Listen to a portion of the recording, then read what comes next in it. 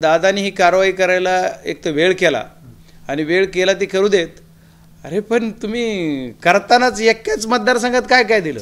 जिल्हा परिषद अध्यक्ष परळी मतदारसंघ, पक्षाचा अध्यक्ष परळी मतदारसंघ, महिला अध्यक्ष परळी मतदारसंघ. ह्यावेळेस त्या दादाने त्यावेळेस जरा बघायला पाहिजे होतं की कुठं कुठं काय द्यायचं. असं काही काही गोष्टीत पण आता ही करताना बी जरा उशीर झाला का काय असं वाटतंय. संतोष देशमुख यांच्या हत्येच्या संबंधित जे जे कुणी आहेत, जी तुम्हाला चेन मी पहिल्यांदा सांगितली, सर्व चेन ज्यांनी ज्यांनी कुणी मदत केली, ज्यांचा शेवटच्या क्षणापर्यंत यांना अटक होईपर्यंत बी ज्यांनी यांना सपोर्ट केला, ही कट ज्यांनी रचलाय, याच्यामध्ये जे कुणी सामील असतील त्या सर्वांना शिक्षा झाली पाहिजे, सर्वांना फाशी झाली पाहिजे. याच्यात जे इन्व्हॉल्व आहेत त्यांना आणखी मोकोका लावला पाहिजे. यांना काय मर्डरच्या केसमध्ये, खुनाच्या केसमध्ये ॲड झाले पाहिजेत.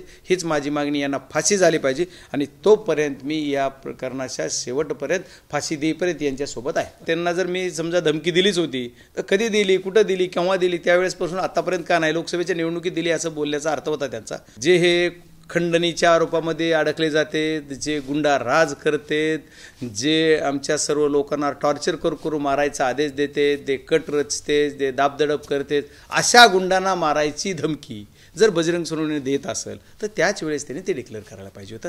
ते काल असं बी म्हणल्यात की मला लोकसभेला त्यांनी मदत केली.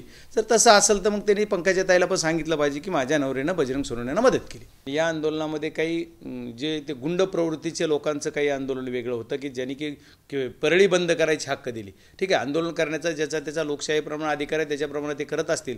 पण जे की गुंड प्रवृत्तीच्या लोकांनी परळीला बंद करा, व्यापाऱ्यांना वेटीस धरण्याचं काम कुणीही करू नये. समाज असो, व्यापारी असो, त्यांनी उत्स्फूर्त जर बंद पुकारला तर तो खरा बंद, आणि त्यांना जर वाटलं तर तो लोकशाहीचा मार्ग आहे. त्याच्यामुळे ते कुणाचं ऑब्जेक्शन असायचे कारण नाही. पण कुणी विनाकारण दाब देऊन जर बंद करायला हवीत असेल तर ती प्रवृत्ती चांगली नाही आहे आणि त्याच्यासाठी बिलकुल सरकार, मायबाप आणि पोलीस यंत्रणा त्याच्यावर लक्ष ठेवून असेल.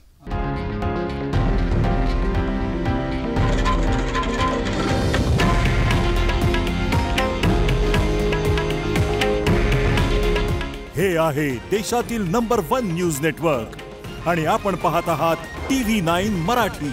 काळजी तुमची, हित महाराष्ट्राचं.